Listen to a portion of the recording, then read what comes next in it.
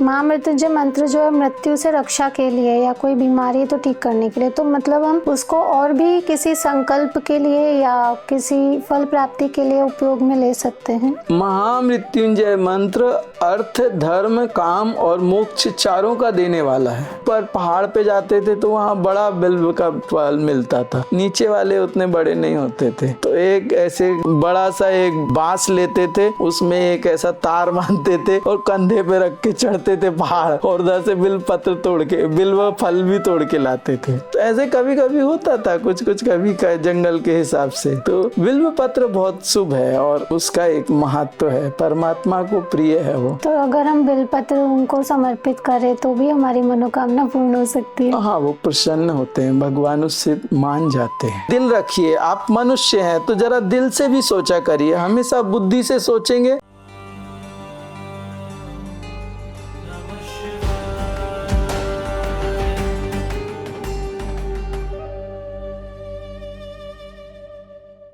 रुद्राभिषेक और महामृत्युंजय मंत्र ये का जाप इतना ही काफी है हमें करने के लिए, या हम और भी साधना इसमें कुछ कर सकते हैं? देखिए, रुद्राभिषेक के तो अपने मंत्र हैं, लेकिन उसके लिए कई लोग इतने अच्छे रहते हैं कि उनको रुद्राभिषेक की वो किताब ले आते हैं और उससे कर भी लेते हैं। लेकिन साधारण आदमी उतने सारे मंत्र याद नहीं रख पा सकता, वो काफी लंबे हैं। तो उसमें जो महामृत्युंजय है, तो उस महामृत्युंजय में क्या होता है वो उसको मैं उच्चारण करके बताता हूँ।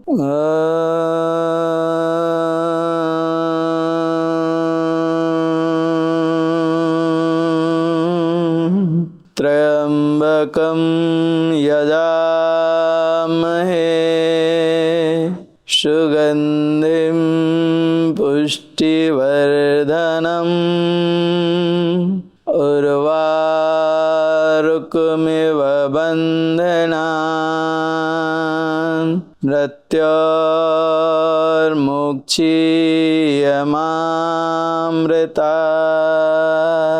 तो इसमें क्या हो जाता है, ओम मतलब आ, उ और माँ, अकार, उकार और मकार, उसके ऊपर जो चंद्र बिंदु है वो शक्ति, ब्रह्मा, विष्णु, महेश, और उसके साथ में इन तीनों की शक्ति है, राज राजेश्वरी, त्रिपुरा देवी, ललिता त्रिपुर सुंदरी। तो वो चंद्र बिंदु हो गई। तो इसमें ये आ गया। फिर उसमें ओम त्र्यंबकम, तो आपने त्र्यंबकेश्वर का नाम सुना होगा। वहाँ भगवान ब्रह्मा, विष्णु, महेश तीनों एक साथ हैं जी। तो ब्रह्मा का काम क्या है कि हमारे जीवन में जो चाहिए हमें अच्छा वो प्रकट करे।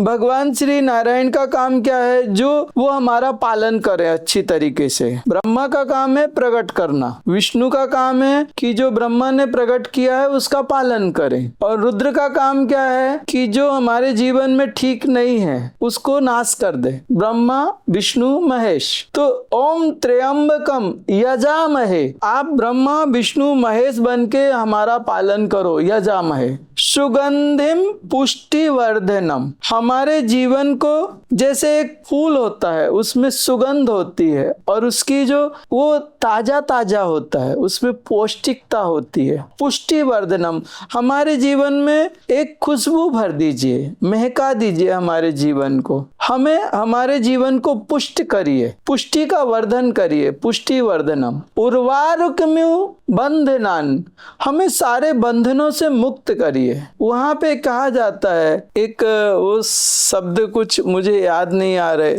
सारे बंधनों से जब मुक्त होता है तभी इंसान मुक्ति को प्राप्त होता है। उर्वारुकमिव बंधनान मृत्योर्मोक्षीय मामृतात्, मृत्यु से ऊपर मोक्ष के अमृत को प्रदान करे। तो यहाँ पे आप आपके जीवन में जो चाहिए, ओम त्र्यंबकम यजामहे, मतलब अर्थ, धर्म, काम और मोक्ष, इस महामृत्युंजय में चारों आ गए, आखिरी में मोक्ष। और इसी को अगर संपुट कर दें गायत्री से, इसकी ऊर्जा को कई गुनी ज्यादा बढ़ा देती है गायत्री। ओम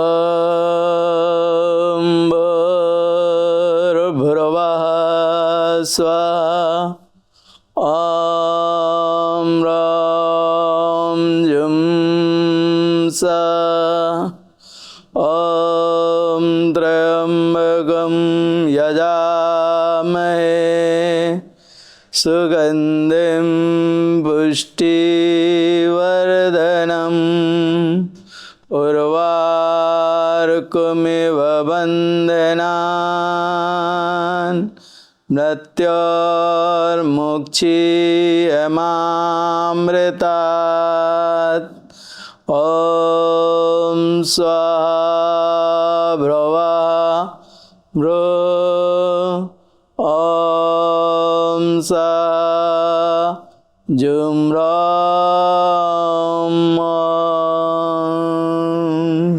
ये क्या हो गया? ये गायत्री से संपुट मृत्युंजया हो गया। इससे क्या होता है कि आपके घर में कोई भूत प्रेत बाधा है या कोई चीज है ऐसी है, उससे इसका निर्मूलन आप आराम से हो जाता है। तो ये कोई भी जाप कर सकता? हाँ, ये कोई भी जाप कर सकता है। मृत्युंजय अभी गायत्री संपुट जो अच्छे साधक हैं या जो थोड़े से श्रेष्ठ हैं वो कर पाएंगे क्योंकि लंबा हो गया, लेकिन महामृत्युंजय तो मोस्टली जो हिंदू है वो तो, और जिनको नहीं आता तो वो याद भी कर सकते हैं, ऐसी बड़ी बात नहीं है। मुझे भी पहले नहीं आता था, पहले समय में मैं जैन परिवार से था तो शिव साधना में जब मैं शिफ्ट हुआ तो मुझे इतने सारे मंत्र नहीं आते थे। फिर मैंने धीरे धीरे प्रयास किया और भगवान की कृपा से अभी थोड़े थोड़े आते हैं मुझे। अभी जैसे बोलते हैं कि महामृत्युंजय मंत्र जो है मृत्यु से रक्षा के लिए या कोई बीमारी तो ठीक करने के लिए, तो मतलब हम उसको और भी किसी संकल्प के लिए या किसी फल प्राप्ति के लिए उपयोग में ले सकते हैं? महामृत्युंजय मंत्र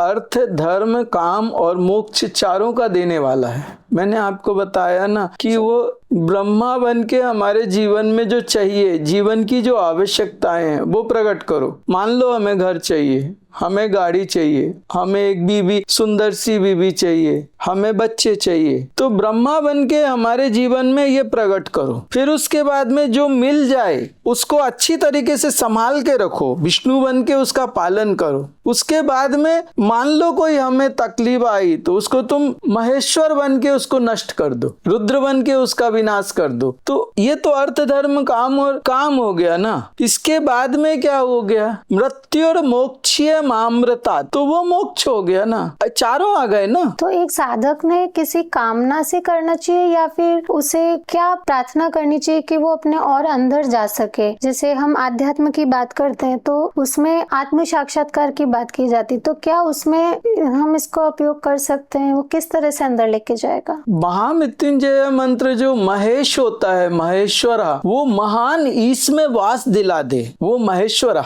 जो महान ईश में वास दिला दे, तो महेश्वरा जो होता है वो आपको आध्यात्मिक ऊर्जा से भर देता है। रुद्र का काम है कि आपके कष्टों का नाश करे, लेकिन जो महेश्वरा है वो महान ईश में वास दिला देना, मतलब आत्म साक्षात्कार करा देना। मतलब हम आत्म साक्षात्कार को भी प्राप्त कर सकते हैं। हाँ, अब कोई साधक उसमें क्या होता है, कोई लोग रुद्राभिषेक करते हैं तो अपनी जॉब के लिए करते हैं, उनके संकल्प होते हैं। आप संकल्प में वो 5 चीजें बोलते हो, आप कौन हो, आप क्या कर रहे हो, आप कब कर रहे हो, आप किस लिए कर रहे हो, आप क्या कर रहे हो, ये सारी चीजें जो 5 चीजें संकल्प में बोली चाहिए, आपको क्या चाहिए। तो हर व्यक्ति की अलग अलग डिमांड होती है। किसी को बीवी चाहिए, किसी को जॉब चाहिए, किसी को संतान चाहिए, किसी को समृद्धि चाहिए, किसी को परमात्मा ही चाहिए। तो आपको क्या चाहिए, आप उस भाव से करो, आपको वो मिलेगा। आपने जैसे बताया कि रुद्राभिषेक में या फिर हम जल भी चढ़ा सकते हैं, दूध, घी, दही, तो बेलपत्र को भी बहुत समर्पित भाव से चढ़ाया जाता है, तो उसका क्या महत्व है इसमें? त्रिदलम त्रिगुणाकारम त्रिनेत्रम त्रिधायुतम, उस बिल्व पत्र में कुछ तो भगवान की कृपा है, उसमें अपनी एक डिविनिटी है। एक तो 3 दल होते हैं उसके, उसमें कहा जाता त्रिगुणाकारम, रज, तम और सत। उसमें अपने आप में बिल्व की एक बहुत महत्वता होती है। सारे वृक्ष होते हैं, कोई क्षत्रिय श्रेणी का होता है, कोई ब्राह्मण से, आप पीपल का वृक्ष आपके ब्राह्मण श्रेणी का है, बड़ का वृक्ष आपके ब्राह्मण श्रेणी का है, आपके नीम का वृक्ष क्षत्रिय श्रेणी का है। तो कुछ कुछ ऐसे होते हैं, लेकिन मुझे लगता है कि बिल्व पत्र ब्राह्मण श्रेणी से भी ऊपर है। भगवान को अत्यंत प्रिय है बिल्व पत्र। जंगल में गया था तो मुझे खाने को कुछ नहीं था, तो उस समय मुझे सुना अभी एक भूख लगी तो क्या करेंगे, और बजरंगा की साधना करते थे तो बजरंगा की साधना वायु प्रधान थी। तो वायु क्या होती है, अग्नि को और बढ़ा देती है, तो अग्नि जब बढ़ती है तो भूख बहुत तेज लगती है। तो उस भूख तेज में अब खाना कहाँ से लाएं, कुछ नहीं। तो उस समय एक एक पत्ते खाने शुरू किए पेड़ के, तो वो पत्ते का स्वाद अच्छा नहीं लगा। फिर बाद में बिल्व पत्ते के एक छोटा सा लड्डू बना के ऐसे करके ऐसे करके, वो छोटे छोटे कपोले वाली छोटे छोटे बिल्व पत्र रहते बारीक बारीक, उनको इकट्ठा करके थोड़ा सा खाया, लेकिन वो भी नहीं खाएगा। लेकिन अगर आप उन पत्तों में देखो तो बिल्व पत्र सबसे ठीक ठाक है, उन पत्तों को नहीं खा सकते आप, जितना थोड़ा बिल्व पत्र ही खा सकते हैं। और फिर बिल्व फल, उसमें बिल्व फल में क्या होता है कि थोड़ा ऐसे निकाल के उसका धुनी में डाल के, और उसके भीतर का जो गूदा रहता है वो फूट जाता है या पक जाता है, वो गूदा निकाल के उसमें गुड़ डाल के साथ में मिक्स करके, कुछ नहीं रहता जंगल में, तो अब तो वृक्ष भी नहीं रह गए फल के, तो उस समय क्या होता है कि वो उसको वैसे गूदे को उसको निकाल के अगर वो करो तो पेट भी साफ होता है और शुद्धि भी होती है शरीर की, और पेट भर भी जाता है, कम से कम साधना करने लायक तो हो जाता है। तो हम लोग उस समय बिल्व के जो रहता था, तो ऊपर पहाड़ पे जाते थे तो वहाँ बड़ा बिल्व का फल मिलता था, नीचे वाले उतने बड़े नहीं होते थे। तो एक ऐसे बड़ा सा एक बांस लेते थे, उसमें एक ऐसा तार बांधते थे और कंधे पे रख के चढ़ते थे पहाड़, और उधर से बिल्व पत्र तोड़ के, बिल्व फल भी तोड़ के लाते थे। तो ऐसे कभी कभी होता था कुछ कुछ, कभी जंगल के हिसाब से। तो बिल्व पत्र बहुत शुभ है और उसका एक महत्व है, परमात्मा को प्रिय है वो। तो अगर हम बिलपत्र उनको समर्पित करें तो भी हमारी मनोकामना पूर्ण हो सकती है? हाँ, वो प्रसन्न होते हैं, भगवान उससे मान जाते हैं। हर किसी को, जैसे किसी को गाजर का हलवा पसंद है, अब पापा को गाजर का हलवा पसंद है तो बेटी अच्छी बढ़िया गाजर का हलवा बना के लाती है, फिर उसके बाद में बोलती है पापा मैं जाऊं, मेरे फ्रेंड्स वहां जा रहे हैं।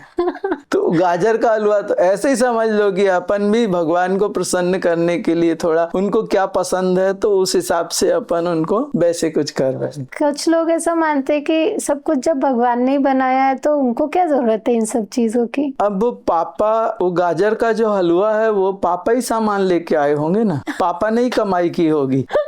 लेकिन जब बेटी वो अपने हाथ से बना के पापा को खिलाती है ना चम्मच से, पापा मैंने बनाया, तो उस समय वो उस पिता के हृदय में जो प्रेम आता है बेटी के प्रति वो अलग होता है। वो पिता ही ऑफिस जाता है, वो ही कमाई करता है, सब कुछ करता है, वो लाता है, लेकिन वो बच्चे जब किचन में जाके वो बनाते हैं और अपने हाथ से ऐसे पापा की गोद में बैठ के पापा को खिलाते हैं, तो उस समय उसके अंदर, उस पिता के अंदर कितनी प्रसन्नता होती है, उसके अंदर वात्सल्य आता है, प्रेम आता है बच्चों के प्रति। उसका ये जवाब है। जरा हृदय रखिए, दिल रखिए, आप मनुष्य हैं तो जरा दिल से भी सोचा करिए। हमेशा बुद्धि से सोचेंगे, काम धंधे वाले सेठ लोग बुद्धि से ज्यादा सोचते हैं, उन हर चीज बुद्धि लगाते हैं। कभी कभी दिल से भी सोच लेना चाहिए। भगवान दिल भी तो दिया है भगवान ने, एक आपके अंदर भावनाएं भी तो है, नहीं तो रोबोट बन जाओगे एक दिन, वो एलन मस्क तुम्हें उठा के लेके जाएगा। तो हमें आपने इतना सब कुछ श्रावण महीने के बारे में बताया, तो अभी ऐसी कौन से कर्म है, ऐसी कौन सी, जैसे कि कई लोग बहुत सारी चीजें खाना छोड़ देते हैं इस महीने में, या कि हमें ये चीज नहीं करनी, तो हमें किस चीज से रुकना चाहिए कि हमें ये विचार नहीं करना, या ये नहीं खाना, या ये कर्म नहीं करना? एक्चुअल हम जैसा खाना खाते हैं हमारा मन के विचार वैसे हो जाते हैं, हमने भी देखा है। आप एक हफ्ते तक दूध पे रहिए, आपका मन एकदम शांत हो जाएगा, लेकिन पैकेट वाला दूध नहीं, देसी गाय ढूंढो कहीं और उसका दूध लाओ, लगे तो उसको थोड़ा गर्म करके थोड़ा गाढ़ा कर लो, कुछ ऐसे जैसा आपको डाइजेस्ट हो, देसी गाय का हो जाता है। तो उसमें क्या हो जाता है कि अगर आप एक हफ्ते तक अगर वो दूध लो तो आप देखोगे आपका शरीर भी हल्का हो गया और आपका मन एकदम शांत हो गया, आप गहरे ध्यान में उतरने शुरू हो गए। तो उसमें क्या हो जाता है कि जितना अपन तेल तीखट वाला खाते हैं या वो खाते हैं उतना हमारा मन क्षुब्ध होता है। तो उस समय क्या होता है कि जब श्रावण मास में आप साधना कर रहे हो तो मन की क्षुब्धता आपको अंतःकरण में प्रवेश नहीं करने देगी। तो उसके लिए अगर आप खाने पे अपने व्यवस्थित रखते हो, आपको लगता है कि आपका मन शांत नहीं है, तो उसका एक तरीका ये भी है कि अपने खाने को व्यवस्थित करो। भी जैसे आपने बताया था जो थर्ड आई ओपन होती है और तो यहाँ पे कुछ होता है, तो कैसे पता चलेगा कि किसी की थर्ड आई ओपन हो गई है? वो थर्ड आई ओपन होती है तो अच्छे से पता चलता है, मतलब भयानक दर्द होता है, ऐसे लगता है जैसे ये पूरा कपाल फट जाएगा, ये टुकड़े टुकड़े होगा। उस समय जो ऊर्जा आती है और उसमें ये ब्रेन जो होता है, एक्चुअल एक इंसान का सिर्फ ब्रेन का कुछ 3% ही एक्टिवेट होता है। 97% साइंस भी कहता है 3 से 4% ही होता है, और वो 4% आइंस्टीन जैसे लोगों का होता है, साधारण लोगों का नहीं होता। कॉन्शियस माइंड आपका सिर्फ मैक्सिमम 4% है, बाकी 96% कोई एक्टिवेशंस नहीं है उसमें। सिर्फ वो कॉमन जो आपकी प्रोसेस है, जो सिस्टम है, वो आपका ऑपरेट कर रहा है ब्रेन। लेकिन उससे ज्यादा जब आपका जाता है ना, तो वो सब पूरे सेल से एक एक एक्टिवेट होते हैं, और उस समय जो दर्द होता है भयानक होता है बाबा। और उस समय क्या होता है कि यहाँ पे बहुत सारे ऐसे चक्रास होते हैं जिनके नाम नहीं मालूम। आप ये लोग क्या करते हैं, 7 चक्रास के नाम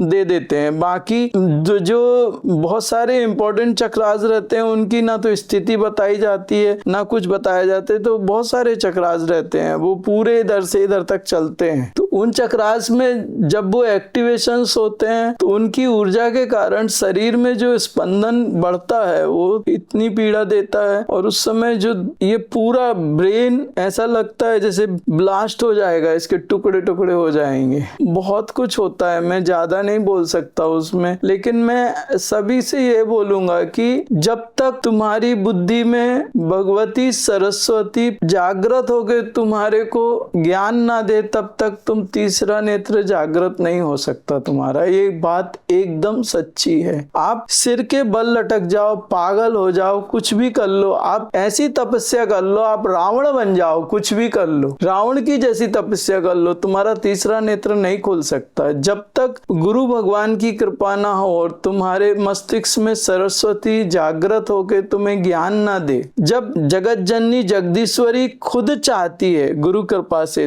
तभी वो तीसरा नेत्र जागृत हो सकता है। नहीं तो कोई कितना भी बड़ा तपस्वी हो, तीसरा नेत्र अपने से जागृत कभी नहीं कर सकता, कभी नहीं कर सकता। और किसी बात को पढ़ के या सुन के तीसरा नेत्र कभी भी जागृत हो ही नहीं सकता। इतना मैं अवश्य बोलूंगा। हम जैसे लोग तीसरे नेत्र पे कुछ टिप्स देते हैं तो वो सिर्फ इसलिए देते हैं कि जो सीनियर साधक हैं उनको वो टिप्स या तो कहीं कोई एक मील के पत्थर की तरह उनके यूज में आ जाती है। मुझे भी गुरु भगवान ने या कोई सिद्ध या कोई साधुओं ने ऐसी छोटी छोटी टिप दी थी पहले। तो जब तीसरे नेत्र उसमें थर्ड आई पे जब हमने काम किया तो हमें समझ में नहीं आया, तब उनके वो शब्द याद आए। तो वो शब्द उन पे जब हमने साधना करी और उनके रहस्यों को जाना तो हमें आगे रास्ते मिले। तो वो टिप्स देते हैं, उनको मालूम रहता है कि ये साधक भविष्य में इस स्थिति को पहुंचेगा, तो वो एक ऐसे क्लू दे देते हैं, एक टिप्स देते हैं। उस टिप्स को वो सिर्फ उनके लिए होता है जिनके साथ में भगवती जागृत है और भगवती कृपा कर रही है, सिर्फ उनके लिए, हर किसी के लिए नहीं होता। और फालतू में तीसरे नेत्र पे कोई काम करके आपको लगता है कि आप थर्ड आई ओपन कर लोगे तो तुम अपने आप को धोखा दे रहे हो और फालतूगिरी कर रहे हो। करो ही मत, क्योंकि नीचे के जा रहे सारे चक्रास जब एक्टिवेट नहीं होते, तीसरा नेत्र मतलब मूलाधार आपका पृथ्वी तत्व, स्वादिष्टान जल, अग्नि,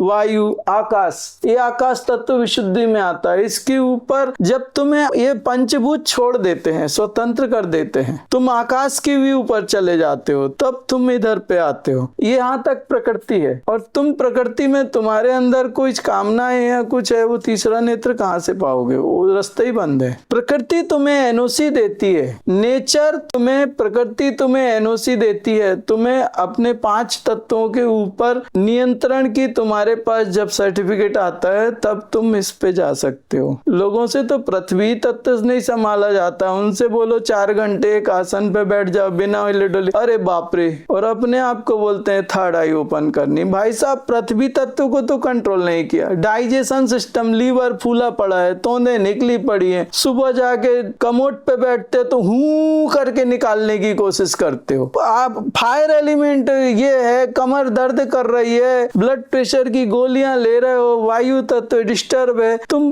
थर्ड आई की बात कर रहे हो। मतलब ये कपोल कल्पित और एक फालतूगिरी है। जो करना चाहिए वो कर नहीं रहे, और समय बर्बाद कर रहे हो, जो हो नहीं सकता उस पे आप भागे जा रहे हो। अभी आपने जैसे बात की थी थर्ड आई की जो बताया, और एक शब्द लिया था आपने आत्म साक्षात्कार, तो क्या दोनों एक ही है या अलग अलग है? नहीं, थर्ड आई एक स्थिति है, एक साधक, मतलब यहाँ तक क्या होता है, जैसे आप लटक लटक के जा रहे हो, आपको आधार नहीं है। थर्ड आई पे आने के बाद आपको आधार मिलता है, आपको जमीन पे पैर टिकाने का यहाँ मौका मिलता है। थर्ड आई पे यहाँ तक तो आप लटक रहे हो, यहाँ तक बहुत रिस्क है, कहाँ पे हाथ स्लिप होगा और आप नीचे गिर जाओगे। आप पहाड़ पे चढ़ रहे हो, यहाँ पे आने के बाद में क्या है, एक आधार मिलता है, और सही और गलत क्या है वो वहाँ पता चलता है। यहाँ आने के बाद जो सहस्रार चक्र होता है उसमें विवर होते हैं, एक एक बीजाक्षर पे विवर होते हैं, और उसमें एक एक बीजाक्षर की एक एक भगवती बैठी होती है, और उसके 5-5 चक्रास होते हैं। एक विवर में जाके भगवती के 5 चक्रास की साधना करनी पड़ती है, तो वो बिना आज्ञा चक्र के संभव ही नहीं है। सहस्रार तो जाना ही पड़ता है। यहाँ पे आज्ञा चक्र तक आने में पूर्णता नहीं है, ये तो एक स्थिति है। सहस्रार चक्र में जब जाएं अपन, तब वो पूर्णता आती है। तो आत्म साक्षात्कार मतलब क्या है? आत्म साक्षात्कार का मतलब एक है कि जहाँ हम अपने